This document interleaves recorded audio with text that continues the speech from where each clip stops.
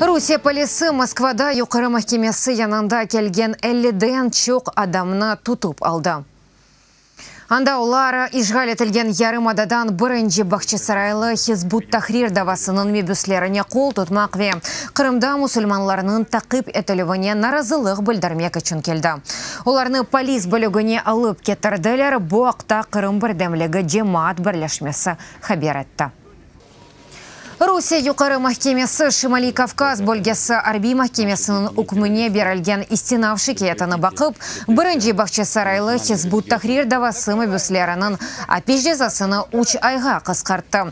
Бұлар Бахчисарайда ашчы олып çalışқан Ремзи Меметов, оның 2 оғылы бар. Бахчисарайда тыш екеме олып çalışқан Зеври Апситов, оның 3 оғылы ве 1 қызы бар.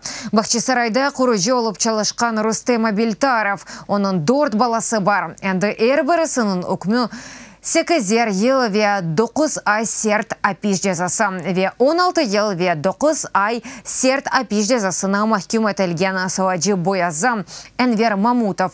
Оның 7 баласы бар, бәбіслердің адвокатлары даваның дини себеплері бар деп сая.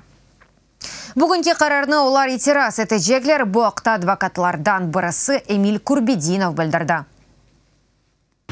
Инстанция пройдена.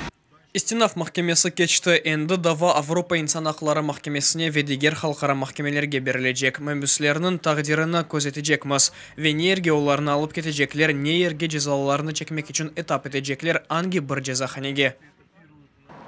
2016 сенесі майысының 12-сінде Бахчисарайда Русия телекөсізлік хадимлері мұсылманлар қырымдатарларының евлерінде вегерлік веханеде бір сыра тынтувлер кечірді. Нәтижеде 4 Бахчисарай сәкені яқыланып, терроржылықта қабатланылды. Олар Русияда терроржы сайылған ве ясақ етілген Хизбут Тахрир дини тешкелетінің ішінде иштирак етуінен шубелі сайыла. 2018 сенесі декабрь айында Шимали Кавказ бөлгесінің Арби махкемесі оларға үкім чықарды, дортуне 44 ел серт апеш жазасы.